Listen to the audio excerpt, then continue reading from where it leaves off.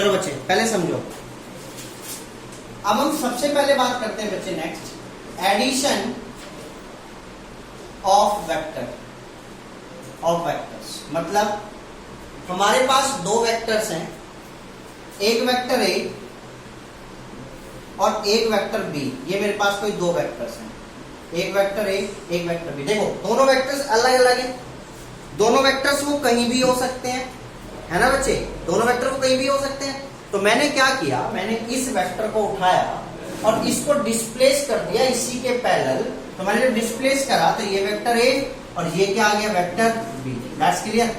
मतलब मैं इसको उठा के इसके पैरेलल ऐसे रख सकता नहीं रख सकता था, रख दिया। तो ये क्या होगा, ये वेक्टर ए और ये क्या हो गया, वेक्टर बी।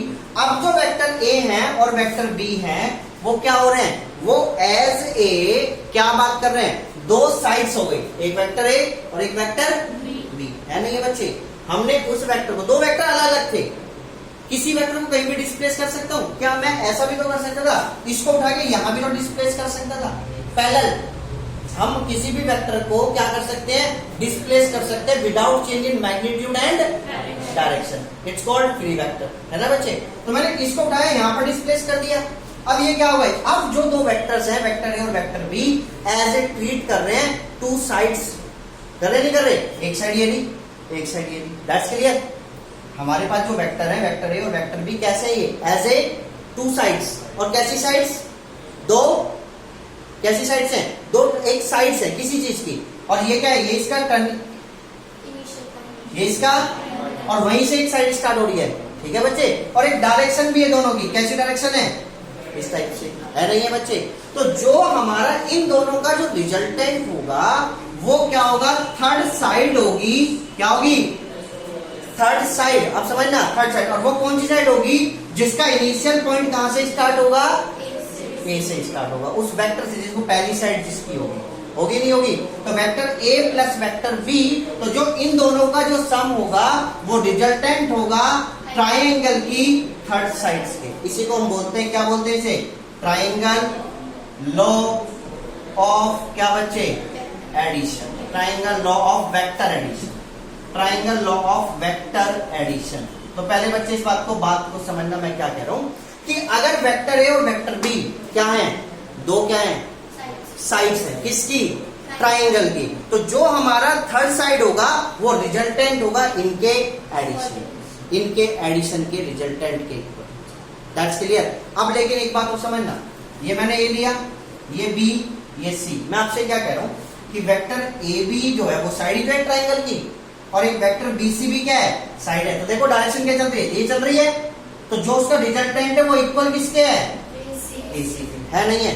बट अगर हम ऐसे कर देते भैया, अगर आप ये कहते हैं ये वेक्टर ए, चलो भैया ये वेक्टर बी, तो क्या रिजल्टेंट ये नहीं हो सकता था, ये नहीं हो सकता था। मैं इसको बोल रहा हूं ए, इसको बी, इसको सी, इसको ए। बड़े ध्यान से समझना, बहुत ध्यान से। क्या भैया रिजल्टेंट ये नहीं हो सकता था, रिजल्टेंट आपने एसी वेक्टर ही क्यों बताया, यही तो है क्या, वो ट्राइंगल लॉ ऑफ एडिशन। अब देखो यहां पर triangle law of addition follow नहीं होगा। देखो कैसे, मैं आपसे क्या बोल रहा हूं, A B vector plus B C vector plus C A vector, है नहीं है। But triangle law of addition क्या कहता है, A B plus B C किसके इक्वल होता है, तो A C vector plus C A vector, resultant क्या आ जाएगा, देखो ना डायरेक्शन चेंज नहीं हो रही, पहले ए टू सी, अब क्या जा रहा है वो सी टू ए, डायरेक्शन क्या हो गई। तो आप इसको ये नहीं कह सकते ए सी प्लस माइनस के ए सी वेक्टर, सी ए को आप माइनस के ए सी नहीं कह सकते, रिजल्टेंट क्या आया, जीरो। बट क्या ट्राइंगल्स के तीनों साइड्स का सम कभी जीरो हो सकता है, बट इसके अकॉर्डिंग अगर मैं इस लॉ से चलूं तो ट्राइंगल्स के तीनों साइड्स का सम कितना आ गया, जीरो। नहीं है ना बात, तो मतलब ये बात फॉलो नहीं है। तो क्या होना चाहिए कि अगर वो ए से बी जा रहा है और वो बी से सी जा रहा है, तो जो थर्ड साइड होगी, जो क्या होगी, वो क्या होगी, ए टू सी। इसे हम क्या बोलते हैं, ट्राइंगल लॉ ऑफ एडिशन। हाँ जी, क्या बच्चे, अगर हम बात करें, अगर ऐसे आ गई ये वाली साइड, ये आई एक साइड ये आ गई, दैट्स क्लियर। मैं इसको क्या बोल रहा हूं, ए, इसको बी और इसको तो रिजल्टेंट जो होगा इनका सम वो ट्राइंगल की थर्ड साइड दिखाएंगे, वो क्या होगी, AC होगी। मतलब वो वहीं से होगी जहां से उसका इनिशियल पॉइंट होगा फर्स्ट साइड का।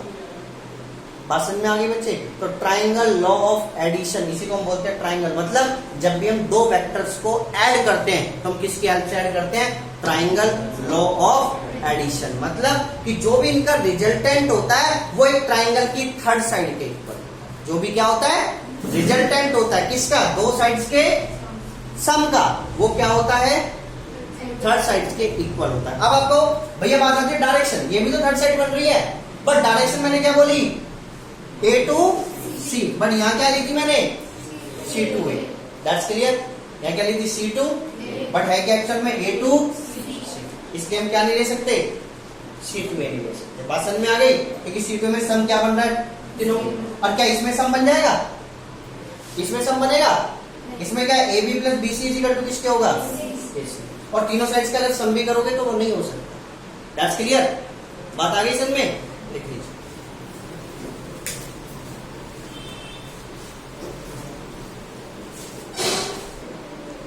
बड़े ध्यान समझना बच्चे, मैं आपसे क्या बात बताने जा रहा हूं कि भाई चलो ये तो बात हमने मान ली। अब हमने क्या किया, हमारे पास यही वेक्टर था, यही हमारे पास, ठीक है बच्चे।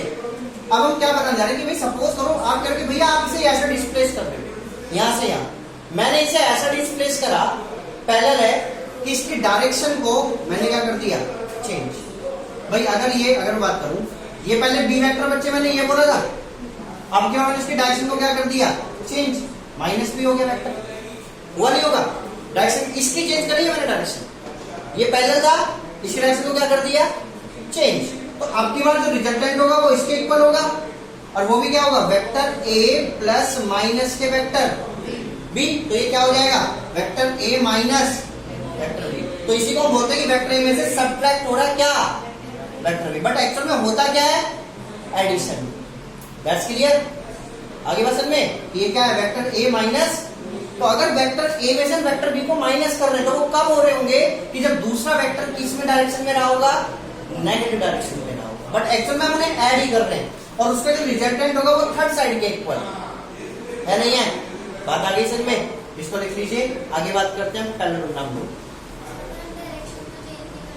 मैंने उसको पैरेलल डिस्प्लेस ये किया, इसकी डायरेक्शन चेंज करी है मैंने, इसको कहीं पैरेलल नहीं लेके गया, इसकी डायरेक्शन इधर कर दी। बात आ गई समझ में? अगर कोई वेक्टर ऐसे जा रहा है, ये वेक्टर ये है, तो ये यहीं से इसका इनिशियल पॉइंट, ये डायरेक्शन, तो ये क्या बन जाएगा, माइनस वेक्टर। हाँ, अगर इसको आप इधर लेके जाते तब होता, मैं B को लेके इधर, तो माइनस का बन जाता, सबट्रैक्ट थोड़ी कर रहे हैं हम रिजल्टेंट निकाल रहे थे इन दोनों वेक्टर का, और वो किसके इक्वल आया, A minus B। That's clear? इसी को बोल देते हैं सबट्रैक्शन ऑफ वेक्टर्स।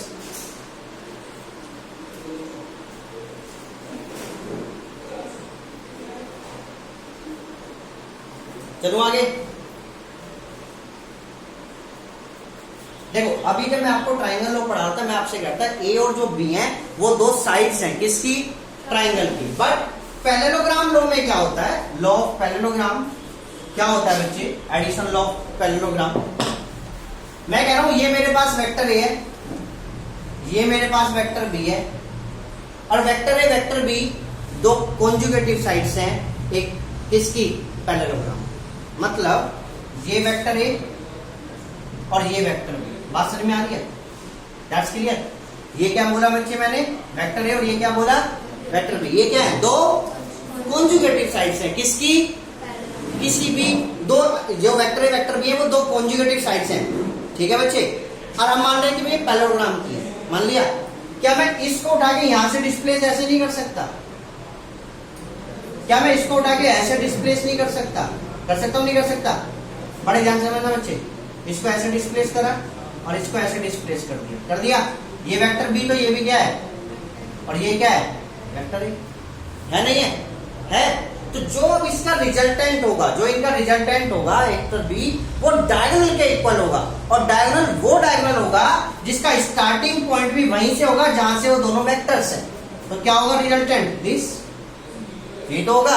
तो ये वाला डायगोनल हो गया आपका, और ये किसके इक्वल होगा, देखो क्या छोड़ दो से क्या बन गया, ट्राइंगल, और ट्राइंगल लॉ ऑफ एडिशन क्या कहता है कि जो रिजल्टेंट होगा वो इन दोनों साइड्स के सम के इक्वल, तो ये क्या होगा वेक्टर ए प्लस, और ऊपर से आना क्या होगा वेक्टर बी प्लस, और इसलिए always vector A plus vector B equal किसके होता है, दैट्स क्लियर। बात समझ में आ गई। इसको क्या बोलते हैं parallelogram law of vector addition, क्या बोलते हैं बच्चे इसे। बट कब लगा पैरेललोग्राम, जब वेक्टर ए और वेक्टर बी दो क्या है एडजेसेंट साइड है किसकी पैरेललोग्राम की। वेक्टर ए और वेक्टर बी अगर दो ट्राइंगल की साइड है वो वहां पे ट्राइंगल लॉ ऑफ एडिशन लगेगा। अगर वेक्टर ए और वेक्टर बी दो क्या है, तो हम वेक्टर को किन्हीं भी दो वेक्टर्स को दो तरीके से ऐड कर सकते हैं, बाय यूजिंग ट्राइंगल लॉ या by using parallelogram law. But parallelogram के अंदर भी खुद ही क्या लग जाता है ट्राइंगल लॉ लगता है। बट पैरेललोग्राम बना क्यों, जब मैं वेक्टर ए और वेक्टर बी को as a two adjacent side मान रहा हूं, क्या मान रहा हूं एडजेसेंट साइड। बात आ गई समझ में, क्लियर है, इस साइड से नहीं जा सकता। देखो ये तो चीज मैं कह रहा हूं, यही डायगोनल यही क्यों गया, उस डायगोनल के इक्वल होता है जिसका starting point two adjacent side के स्टार्टिंग पॉइंट से होता है। और उसके दो एडजेसेंट साइड यही तो थी बच्चे, यही तो थी दो एडजेसेंट साइड, और इनका स्टार्टिंग पॉइंट यही तो था, तो डायगोनल का भी स्टार्टिंग पॉइंट सेम ही उस डायगोनल के इक्वल।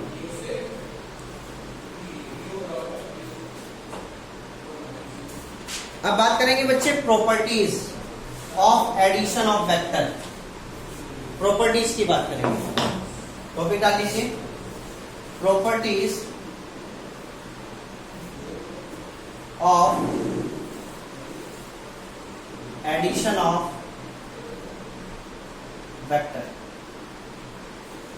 नंबर फर्स्ट सबसे common commutative property. Commutative property देखो क्या होती है, vector A plus vector B is equal to, ये तो होती है कॉमन, और अभी प्रूफ भी करके आगे इसकी।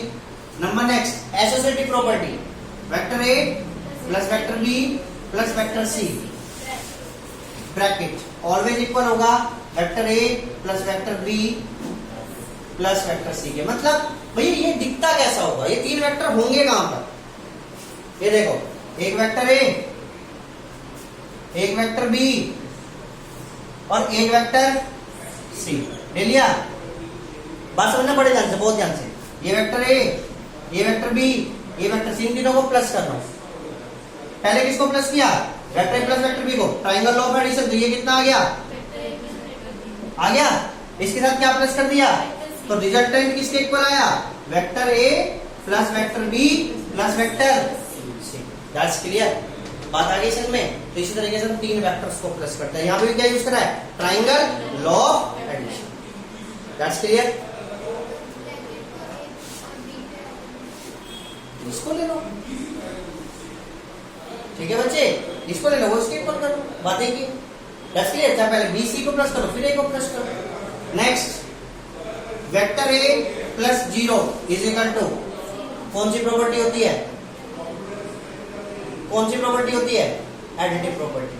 अगर वो प्रॉपर्टीज में कुछ भी नंबर प्लस करके वही वेक्टर आए, वही चीज आ जाए, उसको बोलते हैं additive property. Next number 4, vector A minus vector A मतलब plus minus vector A equal to क्या होगा 0। इसको क्या बोलते हैं, multiplicative inverse property. Multiplicative inverse property ऊपर वाली होती है एडिटिव प्रॉपर्टी, नीचे होती है मल्टीप्लिकेटिव प्रॉपर्टी। मतलब किसी नंबर में कोई नंबर प्लस करें और वो 0 बन जाए, तो ऐसा। तो वेक्टर में अगर आप उसका नेगेटिव प्लस करोगे तो क्या बनेगा 0। अगर वेक्टर में आप 0 वेक्टर प्लस करोगे तो वो वेक्टर रहेगा। तो एडिशन के अंदर मतलब, तो ये सारी प्रॉपर्टीज हमारी किसके अंदर लाई करती हैं, एडिशन ऑफ वेक्टर। लिख लीजिए,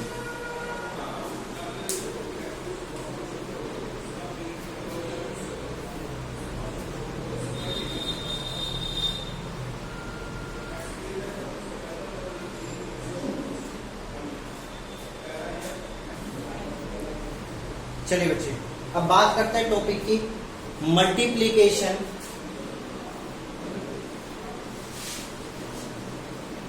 bye a scalar. Multiplication bye a scalar, हम क्या कर रहे हैं, मल्टीप्लाई कर रहे हैं स्केलर नंबर से, है ना। जैसे मैंने कहा मेरे पास कोई एक वेक्टर है ए और वो वेक्टर ये है, मैंने किससे मल्टीप्लाई कर दी, जैसे मतलब मैंने 2 से मल्टीप्लाई कर दी। स्केलर मतलब कोई कांस्टेंट नंबर। अगर आप किसी स्केलर से किसी वेक्टर में मल्टीप्लाई करोगे तो उसकी डायरेक्शन चेंज होगी या उसका मैग्नीट्यूड चेंज होगा? कि डायरेक्शन चेंज नहीं हो सकती? हो सकती है। अब समझना पड़ेगा ध्यान से। मैंने अगर मल्टीप्लाई करी 2a से तो क्या हो गया? मैग्नीट्यूड बढ़ गया, ये हो गया। अगर मैं मल्टीप्लाई करता ओनली -1 से, -1 से तो क्या हो गया? ये तो ये हो जाता। दैट्स क्लियर मेरे बच्चे?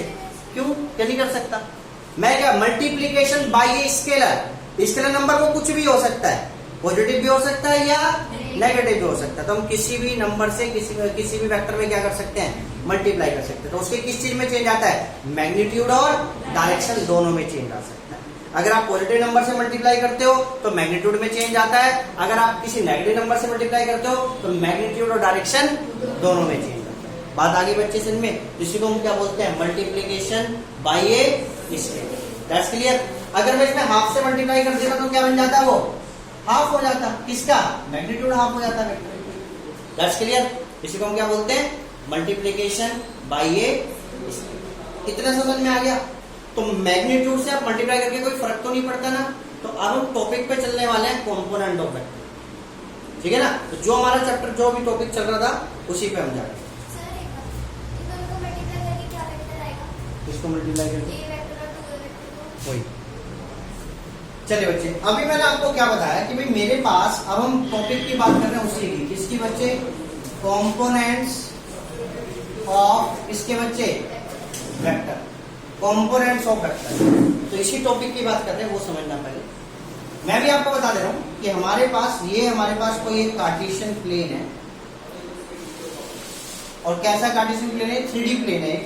ये एक्स, ये वाई, ये जेड। दैट्स क्लियर है ना?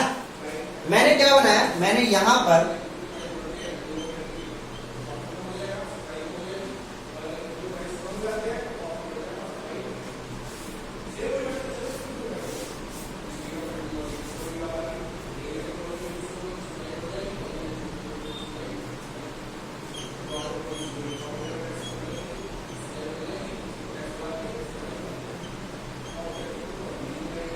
चलिए बच्चे अब सुनना बहुत ध्यान से। मैंने यहां पर कोई पॉइंट ले लिया P और इस पॉइंट P के कोऑर्डिनेट मान लिए x, y, z। मान लिए इस पॉइंट के क्या मान लिए? P के कोऑर्डिनेट x, y, z। जब मैंने कोऑर्डिनेट मान लिए, यहां पर ये ओरिजिन है और यहां से इसकी जो पोजीशन है वो क्या हो गई? OP vector. इसकी पोजीशन क्या होगी? OP vector. अब मैं यही तो बता रहा हूं कि OP वेक्टर दिखता कैसा है, इसी को हम बोलेंगे कंपोनेंट्स। कि दिखते कैसे समझना बच्चे पड़े ध्यान से। मैंने आपसे बोला था भाई एक्स एक्सिस के अलोंग एक वेक्टर होता है, यूनिट वेक्टर। वो क्या होता है? आई कैप। That's clear. और वो कितने यूनिट का होता है? अगर मैं 5 से मल्टीप्लाई कर दूं कितने यूनिट का हो गया? उन्हें 6 से मल्टीप्लाई कर दूं तो, अगर मैं x से मल्टीप्लाई कर दूं तो x यूनिट। तो ये कितने का हो गया? x यूनिट का कोई वेक्टर है। और क्या नाम दिया इसका? X I cap. That's clear. बात आ रही में? इसमें यहां से यहां तक ले रहा हूं मैं, यहां से यहां तक ये कितना हो गया? फिर वाई जे कैप हुआ नहीं हुआ बच्चे? और ये कितना हो गया यहां से? जेड के कैप। बात आ गई समझ में बच्चे इतनी? That's clear. बात आ गई समझ में? क्लियर। अब समझना बहुत ध्यान से।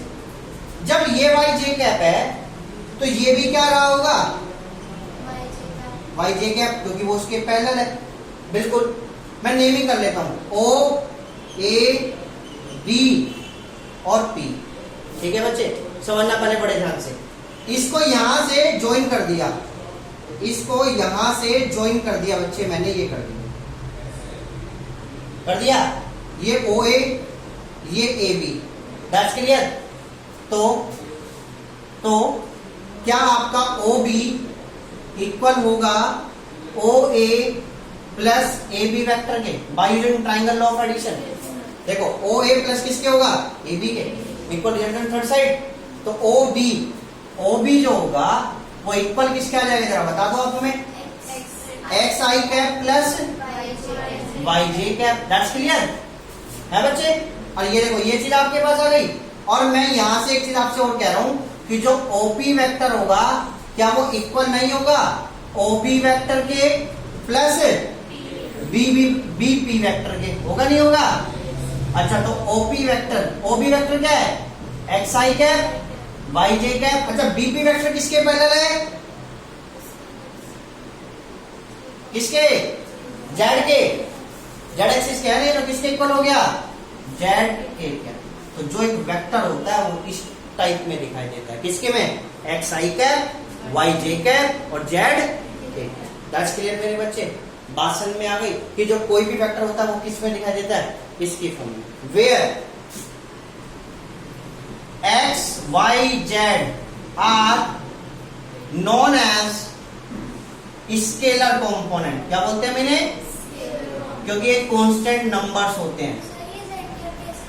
जेड के कैप कैसा है? देखो जरा, ट्राइंगल लॉ ऑफ एडिशन नहीं लग रहा? O B plus BP equal OP के नहीं होगा? होगा? चलिए तो अच्छा ओ बी आपने निकाल लिया, ऊपर कितना है? बीपी बोलो किसके पैरेलल है? हाइट किसके पैरेलल है बच्चे? जेड के। और जेड कितना है? जेड के कैप। आगे बच्चे समझ में? चलिए, और जहां पर एक्स वाई जेड कैसे कंपोनेंट है? स्केलर। और X I cap Y J cap और Z are known as vector component. तो हमारे पास एक वेक्टर के पास दो टाइप के कंपोनेंट होते हैं, एक स्केलर कंपोनेंट और एक स्केलर कंपोनेंट। कौन कौन है? X Y z. Vector component मैंने आपसे कहा मेरे पास कोई पॉइंट है पी है, कोई भी पॉइंट मैंने ले लिया, कहीं भी लाइन कर सकता है वो, और उसके पॉइंट्स क्या है? 2, 3, -1। तो इसको वेक्टर फॉर्म में कैसे लिखोगे? 2i cap plus 3j cap minus, ठीक है। दैट्स क्लियर मेरे बच्चे? बात समझ में आ गई? अच्छा अगर अब आपको ओपी वेक्टर का मैग्नीट्यूड निकालना है तो उसका फॉर्मूला क्या होता था? Under root x square plus y square plus z square. बात समझ में आ गई? तो कंपोनेंट्स क्या होते हैं? तो वेक्टर दिखता कैसा है? इस फॉर्म में, इस फॉर्म में दिखता है। किसकी फॉर्म में? और तो ये दो फॉर्म में दिखता है, स्केलर कंपोनेंट और वेक्टर कंपोनेंट। तो वेक्टर ऐसा दिखता है एक्चुअल में। और जो क्या होती है? Directed line. जो क्या होती है? डायरेक्टेड। इसलिए तो बताया था स्टार्टिंग में कि वेक्टर इज ए डायरेक्टेड, ऐसी डायरेक्टेड लाइन, पर दिखता कैसा है?